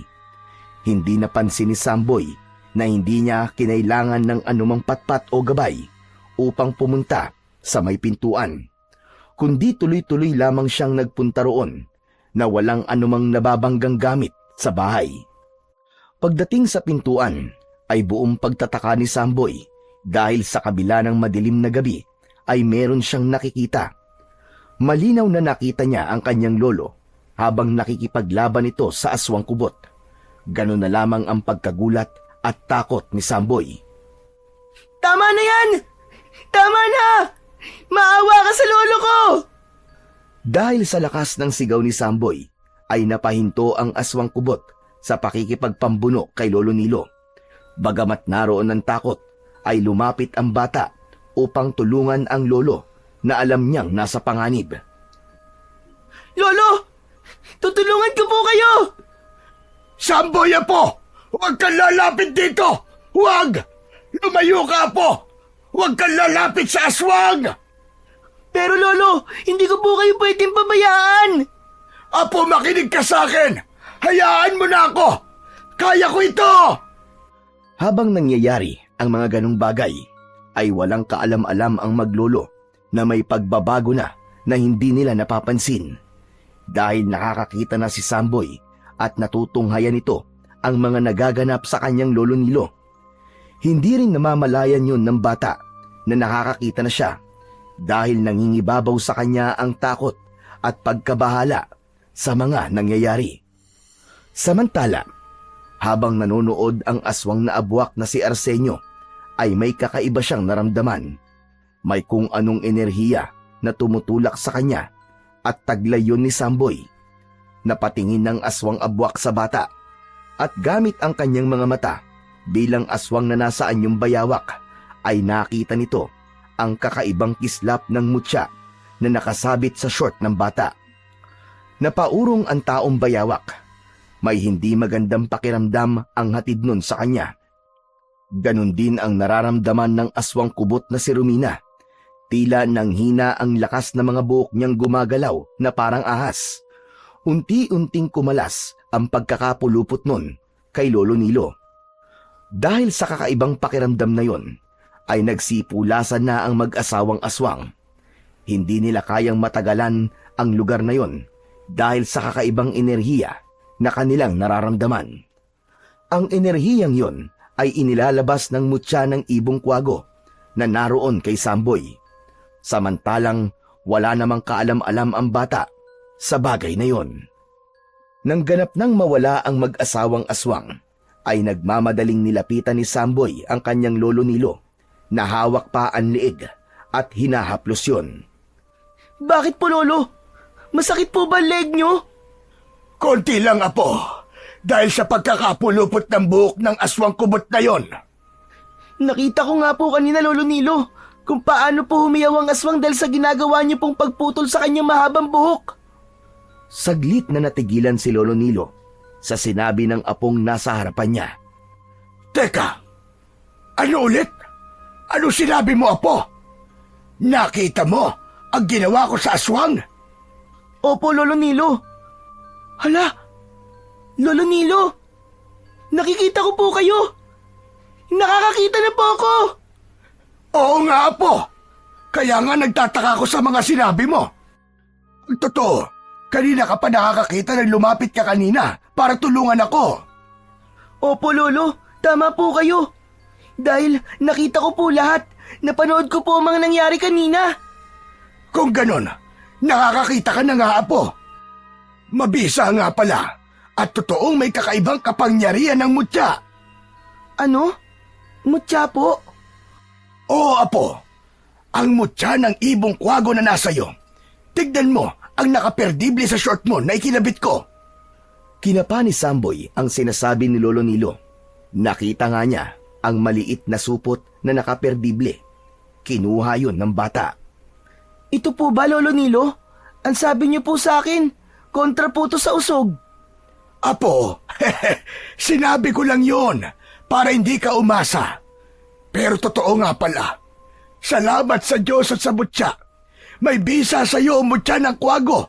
Nakakakita ka na, Apo. Oo nga po. Hindi rin po ako makapaniwala, Lolo Nilo. Ang sarap po pala na merong nakikita. Malinaw na malinaw ko po kayo nakikita, Lolo. Nakikita ko po ang lahat sa paligid. Pati po ang itsura niyo, Lolo. Totoo po palang maganda po kayong lalaki. Ay, konti lang, Apo. Saka ikaw rin naman, magandang lalaki ka. Dahil nagmana ka sa akin. Dahil wala na nga ang mga aswang, ay pumayapa na rin ang tensyon na kanina ay nangyari. Kaya pumasok na ng bahay ang maglolo. Masaya sila dahil nga nalaman nila ang bisa ng mutya kay Samboy. Subalit hindi pa rin sila dapat maging palagay dahil ang mga aswang na kanina'y nakaharap ng matandang lalaki ay maaaring magbalik upang minsan pa'y guluhin sila. Mag-uumaga na at dahil pagod ang maglolo sa dami ng mga nangyari ng gabing yon ay nakatulog sila. Lagpas 9:00 na ng umaga nang magising si Samboy, samantalang natutulog pa rin sa tabi niya ang kanyang Lolo Nilo. Lolo! Lolo Nilo, gising po! Gumising po kayo! Ano ba yun, Apo? Bakit? Ano ba nangyayari sa'yo? Aba, teka. Umiiyak ka ba? Bakit ganun po, Lolo? Anong bakit ganun? Madilim po. Madilim, wala po akong makita. Katulad po uli ng dati. Hindi po ako makakita. Bulag na naman po ako. Ano ka mo? Totoo ba ang sinasabi mo? Teka. Kusot-kusutin mo lang ang mga mata mo. Baka puno lang niya ng muta. Lo, wala po talaga akong makita. Bulag na naman po ako. Agad na hinanap ng matandang lalaki ang nakaperdibling mutya ng ibong kwago sa suot na salawal ng apo. Naroon naman yon at nananatiling nakakabit. Aba, nariyan naman ang mutya. Pero bakit ganun? Bakit wala ka uling makita? Hindi ko po alam, Lolo Nilo. Baka po nagkataon lang yung nangyari kagabi. Imposible, Apo. Imposibleng nagkataon lang yon. Awang-awa si Lolo Nilo sa kanyang apo. Inakala ng bata na mamamalagi na ang pangyayaring yon na nakakakita na siya. Kaya lang, bakit bumalik siya sa dati niyang kalagayan? Samantala, dahil sa nangyari sa nakalipas na gabi, ay lalong nabahala ang mag-asawang Arsenio at Romina. Tila nagkaroon sila ng problema sa kanilang pinaplano dahil ramdam nila na may maaaring humadlang sa kanilang planong paghihiganti kay Lolo Nilo at ang magiging lunas sa kalagayan ng kanilang anak. Wala silang kaalam-alam na nakasalisi na naman ang kanilang anak na si Jiro. Nakalabas siya ng bahay na hindi nalalaman ng mag-asawa. Ang buong akala nila ay nasa loob ng kanyang kwarto ang bata. Dahil sa kalungkutang nararamdaman ng batang si Samboy, ay mag-isa itong umalis ng bahay at nagtungo sa kakahuyan. Hindi pa rin mawala sa isipan niya ang mga nangyari. Buong akala niya ay permanente na siyang makakakita. Pero naging pansamantala lamang pala. Malungkot na naupo si Samboy sa katawan ng isang putol na puno sa may kakahuyan. Wala roon ang kanyang kaibigang si Kiko dahil kapag ganung oras ay marami pa itong ginagawa sa bahay nila. Pero habang nag-iisang nakaupo sa lugar na yon si Samboy, ay nakaramdam siya ng ibang tao roon. sapagkat batid niyang hindi yun ang kaibigan niya. Kaya agad siyang nagtanong. Sino ka? Anong kailangan mo? Ako to, si Samboy. Ikaw? Oo, yung bago mong kaibigan na nagligtas sa'yo sa tuklaw ng ahas. Salamat, nandito ka uli. Ay teka, bago ko makalimutan. Ano nga palang pangalan mo? Pasensya ka na, hindi ko pa kasi alam eh. Hindi mo kasi ako sinagot nung tanungin kita eh. Umalis ka kasi kagad. Ako si Jiro. Kumusta ka, Jiro? Okay lang. Teka. Okay lang ba talaga sa'yo na maging magkaibigan tayo, Samboy? Oo naman. Kahit ganito ako? Bakit? Mukhang mabait ka naman ah. Hindi mo kasi ako nakikita kaya ganyan ang sinasabi mo eh. Mukha ako mabait. Pero kapag nakita mo ang itsura ko, baka matakot ka sa akin. Ba't naman ako matatakot sa'yo? Saka sa pakikipagkaibigan, hindi naman mahalaga ang itsura, di ba? Basta mabait, okay na sa akin yun. Ganun? Salamat, Samboy ah. Ikaw ba, Jiro? Ayos lang ba sa'yo na maging kaibigan ng kagaya kong bulag? Oo naman, ayos na ayos sa akin yun. Kahit ano pa ang kapintasan mo, basta mabait ka. Gusto ko rin maging kaibigan ka.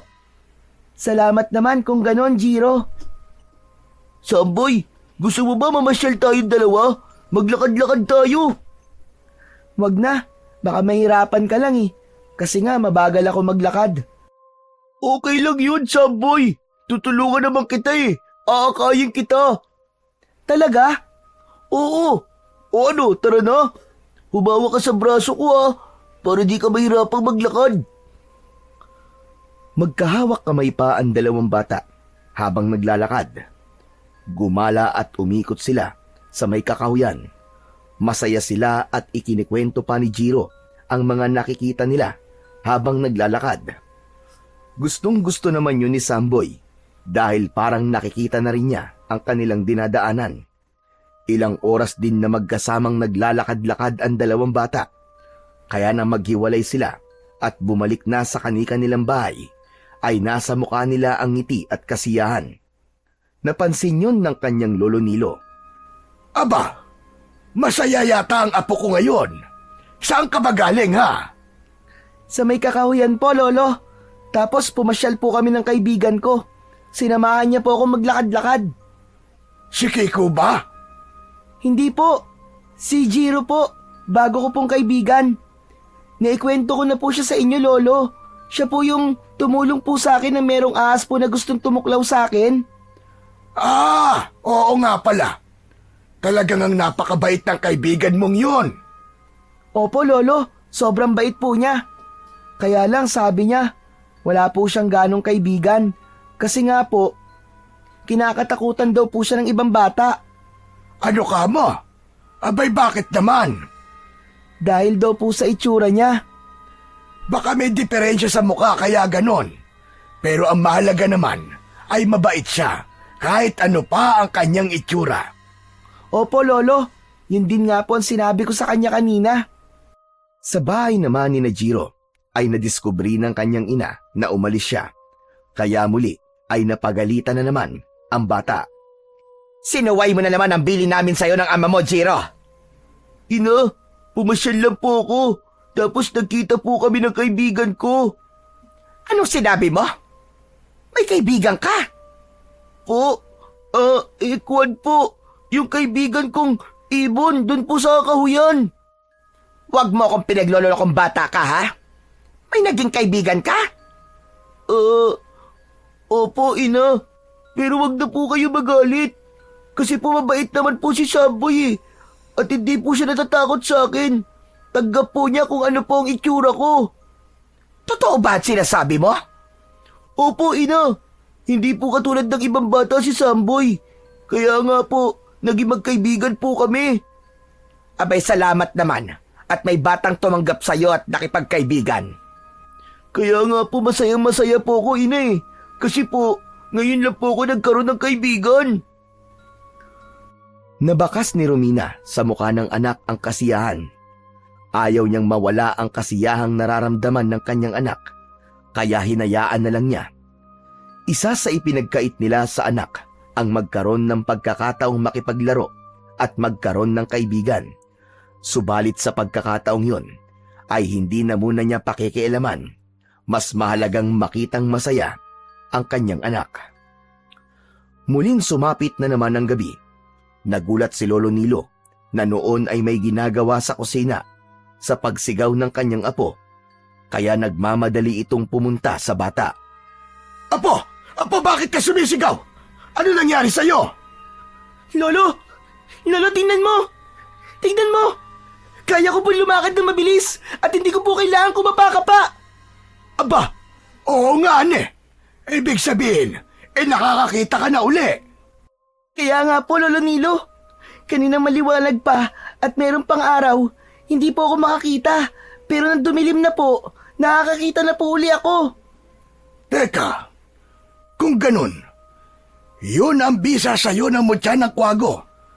Mananatili kang hindi nakakakita kapag may araw pa. Pero kapag sapit ng gabi at madilim na, nagiging maliwanag na ang paningin mo at nakakakita ka. Ganun na nga po, Lolo Nilo. Tama. Tama nga pala. Dahil yun ang katangian ng ibong kwago. Hirap silang makakita kapag may araw. Pero kapag sa gabi, nagiging malinaw ang kanilang paningin. Ang galing naman po, Lolo. Nakakakita po ako sa gabi. Kaya pala nakita mo mga aswang na nagtungo dito sa bahay natin. Kaya kung sakaling bumalik po sila dito, Lolo, matutulungan ko po kayo para harapin ang mga kampo ng kadiliman na yon. Dapat tayo maganda, Apo. Dahil anumang oras sa gabi ay maaaring magbalik ang mga nakakatakot na nilalang na yon. Pero Lolo, bakit po kaya umatake po sa atin ang mga aswang na yon? At sabi ng isang aswang, ay dapat daw ako magbayad dahil sa atraso ko sa kanila. Kayo po ba ang dahilan, Lolo? May kasalanan po ba kayo sa aswang? Yun ang sinabi niya. Pero wala ko matandaan na may aswang ako nakaengkwentro o taong ginawan na masama. Kaya nga ako'y nagtataka. Dapat ay maging handa na lamang po tayo, Lolo Nilo. Tama ka, Apo. Kaya ang mutya ng kwago, wag na wag mong aalisin yan sa katawan mo, Apo. Kailangan natin yan. Dahil may malaking maitutulong yan sa atin. Lalo na kapag biglang umatake dito sa atin ang mga aswang. Sapagkat ang tungkol sa mutya ng kwago ay naging mungkahi ni Aling Betty. Kaya hindi sinarili ni Lolo Nilo ang natuklasan niyang bisa nun na naging epektibo sa kondisyon ng apo. Masayang ibinalita ng matandang lalaki ang tungkol sa mutya kay Aling Betty. Di tama nga pala ang mga sinuno ko. Oo, Betty, tama nga sila. Kaya malaking tulong yun sa aking apo. Tsak naman masayang-masaya ngayon si Samboy. Tama ka. Dahil natupad na ang matagal na niyang pangarap na makakita. Kahit kapag gabi lang yon. Pero ang importante ay magkakaroon na siya ng pagkakataong makakita. Kaya maraming salamat sa iyo, Betty. Salamat lang ba? Aba, bakit? May iba ka pa bang gusto bukod sa pasasalamat? Wag. Oh, ano nangyayari sa iyo? At nanunuli sa mga nguso mo? May masakit ba sa nguso mo? Ang higa namang umintindi ng gurang na ito. May sinasabi ka ba, Betty? May binubulong ka yata. Wag. Nakakainis ka. Ang manhid mo. Buisit. Diyan ka na nga matanda ka. Manhid. Mahina ang pakiramdam. Ano nangyari sa matandang yon? Nag-walk out na.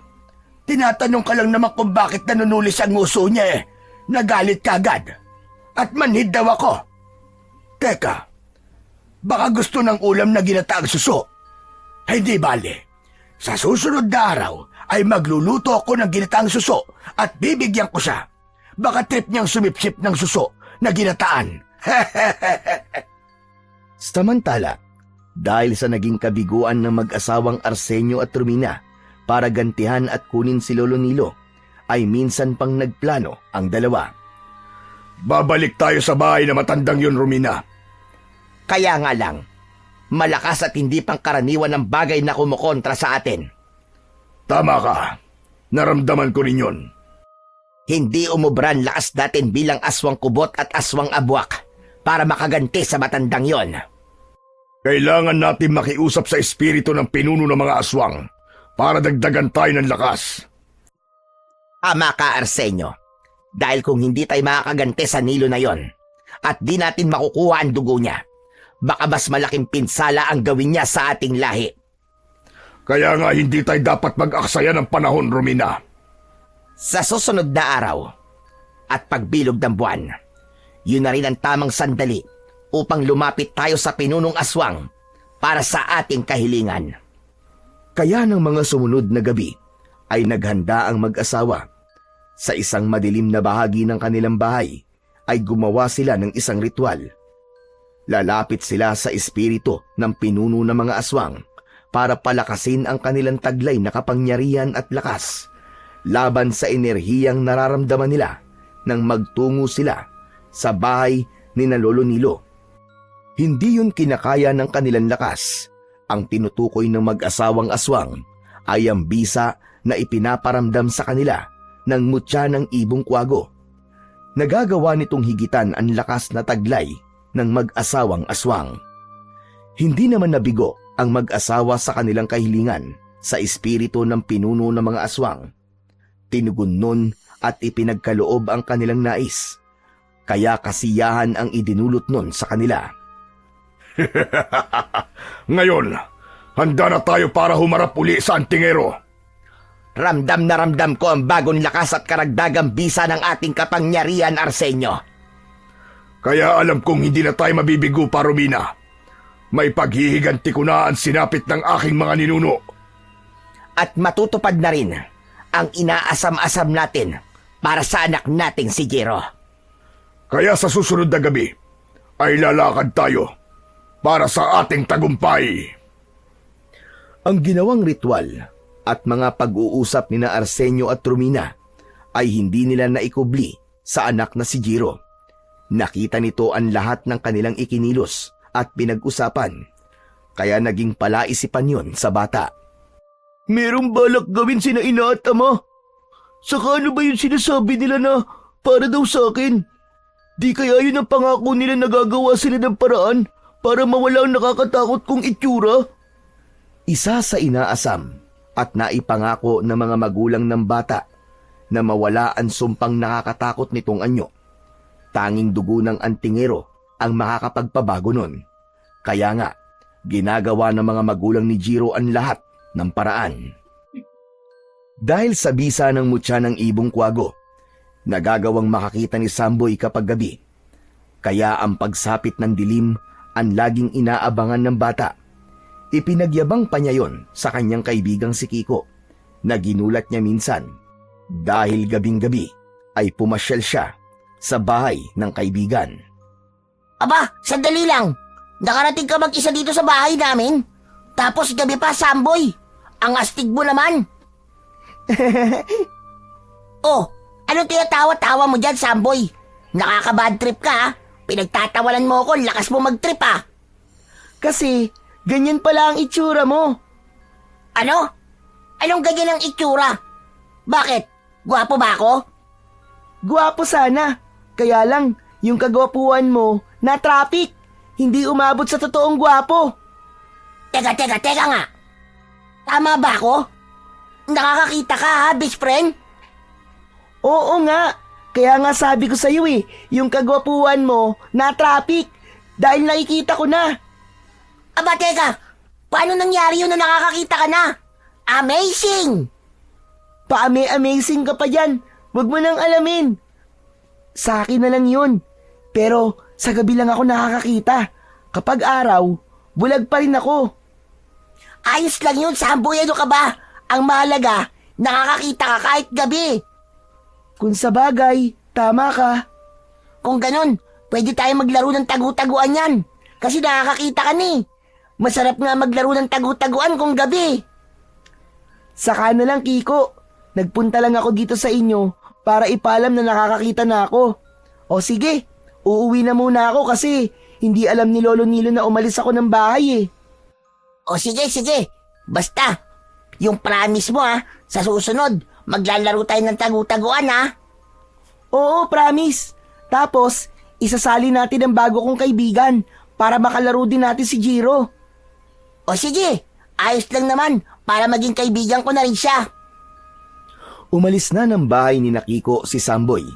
Nagbalik na siya sa kanilang bahay. Kaya lang, nang papauwi na siya, ay naramdaman niyang may mga kasama sa loob ng bahay ang kanyang Lolo Nilo at tila nagkakaroon ng pagtatalo.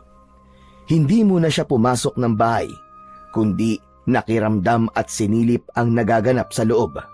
Nanlaki ang mga mata ng bata nang makita ang kasama ng kanyang lolo sa loob ng bahay. Nagbalik na naman kayo! Kayo pala ang aswang na umatake dito sa amin! Oo, kami ngayon. Nagbalik kami dahil hindi pa kami tapos sa'yo, tanda! Nasabi namin na babalikan ka para singilin. Ano bang utang ko sa inyo? Napakahusay mo talaga magkunwari, tanda. Pero pasensya na, hindi ko bibili ng pagkukunwari mo. Hindi ako nagkukunwari dahil wala akong maalala na may ginawa akong masama sa kapwa ko para umabot sa ganito ang lahat na paghihigantihan ako. Buhay ang inutang mo, tanda. Buhay. Wala akong buhay na inuutang. Wala akong pinatay. Tama na yan at itigil mo na ang pagpapanggap mo na inosente ka at wala kang alam. Ang kailangan ngayon ay sumama ka sa amin. Kaya wala ka ng kawala. Hindi mo rin magagamit ang taglay mong anting-anting dahil mas malakas ang bisa na kapangyarihan namin ngayon. Hindi ko alam kung nababaliw na kayo. Hindi ko talaga alam ang sinasabi nyo. Wala rin akong anting-anting. Talagang hindi ka pa rin titigil sa pagkukunwari mo. Tama na, Arsenio. Dali na natin siya para matapos na ang lahat ng paghihintay natin. Makakapaghiganti na tayo sa kanya. Mapapakinabangan pa natin ang dugo ng antingerong yan. Hinawakan ng maigpit ni Arsenio ang matandang lalaki at tinalian ito ni Romina. Ano bang ginagawa niyo sa akin? Bakit niyo ko'y ginagapos? At saan niyo akong dadalhin? Tumahimik ka na lamang, tanda. Malalaman mo rin mamaya. Lahat ng tanong mo ay magkakaroon ng kasagutan.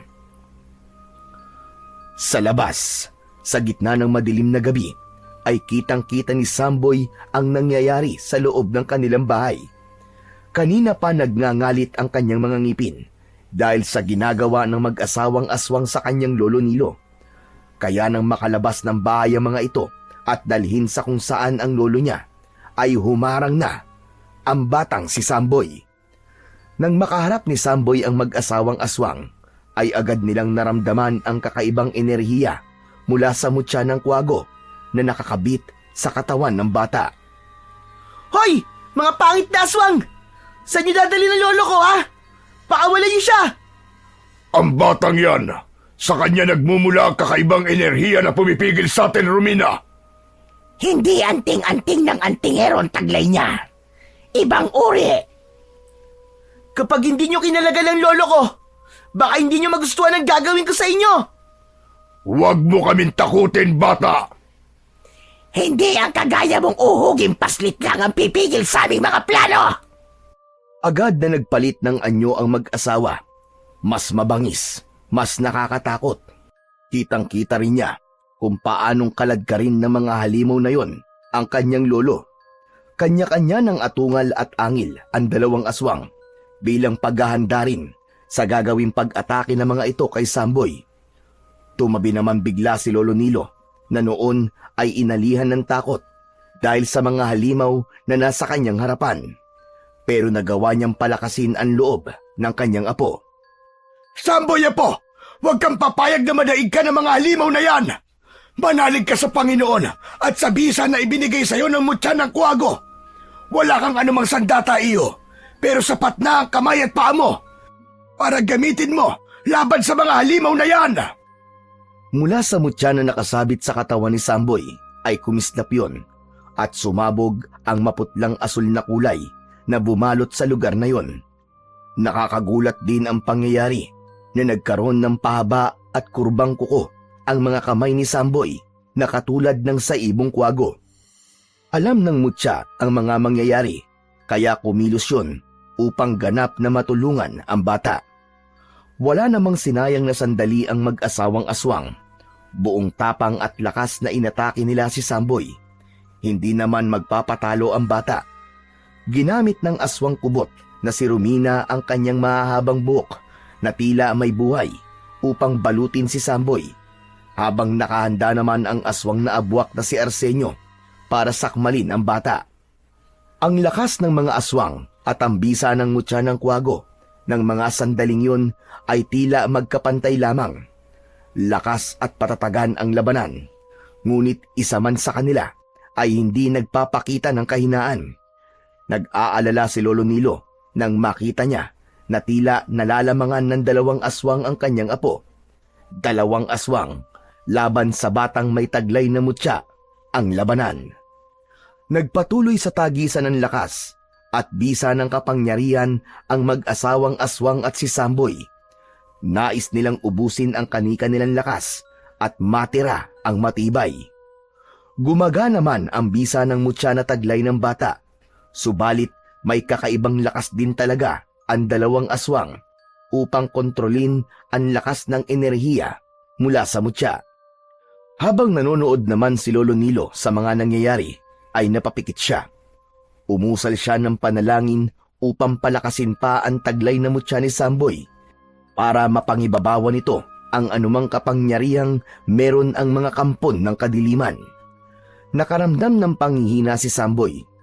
Subalit bago pa siya ganap na manghina dahil sa nakapalupot na buhok ng kubot sa kanyang katawan, ay isang malakas na sigaw ang pumailan lang. Tama na yan, Ama! Ina! Huwag mo saktan ang kaibigan ko! Gulat at naagaw ng malakas na sigaw ni Jiro ang ginagawa ng 2 aswang. Hindi maaari! Ang anak natin, Romina!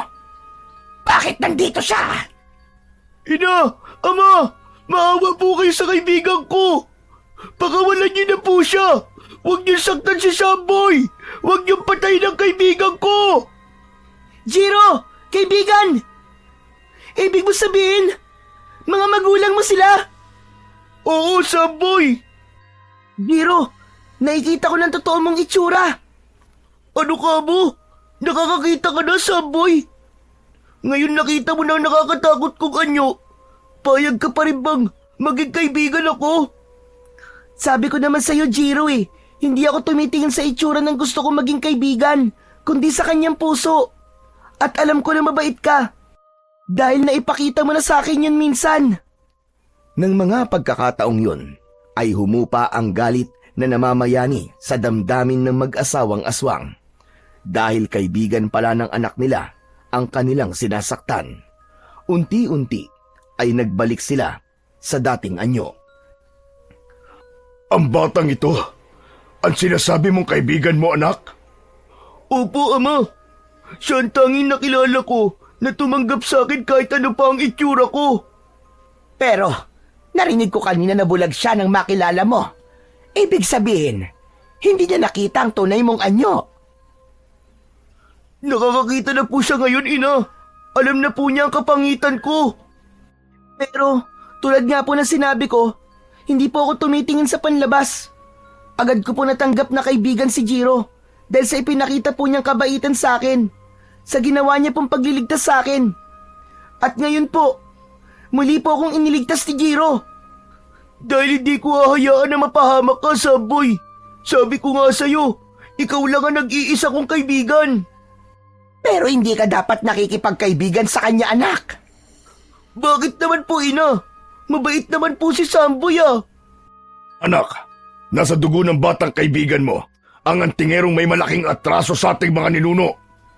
Nakialam na sa usapang yon si Lolo Nilo na kanina pa nakikinig. Muli ay narinig niya ang pagdidiin sa kanya sa paratang na wala siyang kaalam-alam. Sandali lang! Paulit-ulit ko na lamang naririnig sa inyong dalawa ang kasalanan na hindi ko naman nalalaman. Dahil ikaw ang antingero na pumatay sa aking mga magulang at ninuno. Pinaratangan sila mga aswang at kampo ng kadiliman. Bakit ba pilit mong itinatanggi ang mga bagay na yon, tanda? Dahil wala yung katotohanan. Pero mga aswang po kayo. Kitang-kita ko po ang pagbabago po ng anyo nyo. Kaya ganun din po ang mga magulang nyo. Hindi aswang ang mga magulang ko, bata. Mabubuti silang tao. Matulungin. Pero may nainggit sa kanila at pinaratangan silang aswang. Tapos agad namang pinaniwalaan na matandang yan na lolo mo. Pinatay ang mga magulang ko na hindi mo na inaalam ang totoo dahil sa labis sa sakit sa pagkawala nila. At dahil na rin sa paratang na hindi naman totoo, ay nagdesisyon akong maging aswang. Pumayag akong pasaan ng pagkaaswang upang maipaghiganti ko ang aking mga magulang at ninuno. At ako naman, dahil sa pagmamahal ko sa asawa ko si Arsenio, ay pumayag na rin ako na maging aswang. Natahimik si Lolo Nilo sa mga ikinuwento ng mag-asawa. Saka unti-unting naalala niya ang isang nakaraan. Hindi nga siya maaaring magkamali na totoong may nilalang na antingero na katulad at kamukhang kamukha niya na pumatay sa mga magulang ni Arsenio. Ang taong yun ay ang kanyang kakambal na si Noli. Kaya lang, nagkahiwalay ang kanilang landas. Kamukhang kamukha niya ang kanyang kakambal at natitiyak niyang yun ang tinutukoy ni Arsenio. Ang kakambal niyang si Noli, ang antingero na kinamumuhian at nais paghigantihan. Kaya hindi ako ang tinutukoy nyo. Ang kakambal kong tinutukoy nyo na isang antingero ay maraming tato sa katawan. Bordado ng tato ang kanyang dibdib. Heto ako. Tignan nyo ang dibdib ko. Makikita nyo na walang anumang tato. Itinaas ni Lolo Nilo ang suot niyang t-shirt at nakita ni Arsenio na malinis yun at walang ang tato. Nanatiling walang kibo si Arsenio dahil tama nga ang matandang lalaki. Ang antingero na pumatay sa kanyang mga magulang ay puno ng tato ang dibdib. Kaya ngayon ay natiyak niyang hindi si Lolo Nilo ang antingero na hinahanap nila at nais paghigantihan. Kung ganon, nasa na sinasabi mong kakambal mo? Wala na siya. Minala siya sa isang engkwentro dahil hindi niya dala ang kanyang anting-anting, kaya namatay siya. Subalit ang anting-anting ay hindi ko kinuha, kundi kasamang inilibing. Ayokong ipasa sa akin yon dahil sa mabigat na pasaning dala ng isang antingero. Kung ganon, nagkamali pala tayo, Arsenio. Maling tao nais nating paghigantihan. Humihingi ako ng tawad sa iyo. Patawad. Hindi na namin gagawin ang aming planong paghiganti dahil hindi naman ikaw yon. Nauunawaan ko kayo. Ramdam ko ang sakit ng pinagdadaanan nyo at kung saan nanggagaling ang galit nyo. Samboy, pasensya ka na rin sa inatam ako, ha? Wala yun, Jiro. Naiintindihan ko na ang lahat. Humupa na ang matinding galit at emosyon na namamagitan sa mga pangyayari kanina lang. Nakita na ni na Arsenio at Romina ang kanilang mga pagkakamali. Kaya lang, biglang nakarinig sila ng kakaibang ingay. Tila may dumadaluhong na kung ano mula sa kadiliman. Gayon na lang ang pagkamangha ng lahat nang mula sa kadiliman ay may grupo ng mga aswang na dumating. Grupo ng mga aswang kubot at aswang abwak. Mabaging langit! Napakaraming aswang! Sinugod tayo ng mga kampo ng kadiliman! Hala! Saan galing ang mga yan, Lolo Nilo? Ama! Ina! Bakit may mga dumadating na aswang? Nagkatinginan sina Arsenio at Romina. Sila man ay naguguluhan sa pagdagsa ng mga aswang na kauri nila. Bakit grupong umatake ang mga yon? Bakit ganito, Arsenio? Ano bang nangyari? Hindi nagustuhan ng pinuno ng mga aswang ang pagbabago ng ating desisyon. Dahil yun sa ating nalaman, ang nais pa rin nila ay gawin natin ang nauna nating plano kung bakit tayo humingi ng dagdag na lakas sa espiritu ng pinuno ng mga aswang. Pero, Nalaman nating mali tayo. Kaya lang ay hindi natin mababawi ang ating ipinangako. Nagagamitin natin yon para gumanti at maggasik ng lagim. Yun ang hinahanap sa atin. Anong gagawin natin ngayon, Arsenio? Tayo ang puntirya nila. Sa atin sila gaganti. Wala tayong ibang gagawin kundi ang lumaban. Kundi papatayin nila tayo ng walang kalaban-laban. Tama ang naging kutob ni Arsenio. Silang mag-asawa nga ang sadya ng mga dumating na aswang. Sila ang nais parusahan at ipatikim sa kanila ang galit ng mga kauri nilang aswang. Dahil sa pagbabago ng kanilang desisyon, kaya wala silang nagawa kundi ang lumaban. Nakita naman ni Jiro ang pag-atake ng mga dumating na aswang sa kanyang mga magulang. Tama na yan! Huwag niyong patayin sila ina at ama! Maawa kayo sa kanila! Jiro! Ako naman ngayon ang tutulong sa'yo. Ako ang bahala sa mga magulang mo. Ako ang haharap sa mga aswang na yan. Apo! Mag-iingat ka! Nagmamadaling kumilos si Samboy. Batid niya na ang tanging maaasahan niya ay ang mutya ng kwago na kanyang taglay. Kaya kinuha niya yon at itinaas. Lumikha ng liwanag na tila asul. Dahil sa liwanag na yon, ay tila nahirapang makakita ang mga aswang na umatake sa mag-asawa. Nangangapa sila at wari walang makita. Tila binulag ng liwanag ang mga mata ng aswang. Kaya sila ang naglaban at umatake sa kapwa aswang. Silang mga aswang ang nagpatayan at nagkagatan. Agad namang pinuntahan ni Jiro ang kanyang ina at ama upang ilayo sa mga aswang na inaatake ang isa't isa. Matindi ang sago pa ang nangyari hanggang pare-pareho silang tumimbuang na sugatan, kaya halos bumaha ng dugo sa lugar na yon. Nang ganap ng pumayapa ang mga pangyayari, ay naiwang buhay ang maglolong Nilo at Samboy, maging ang pamilya ni na Arsenio. Walang masamang nangyari sa kanila. Tapos na! Wala na ang mga salot na aswang! Minsan po, ay pinatunayan po ng mutya ang kanyang bisa para iligtas po tayo, Lolo Nilo. Hindi pa rin ako makapaniwala sa mga pangyayari. Paano na tayo ngayon yan, Arsenio? Hindi tayo napatay ng mga kauri natin.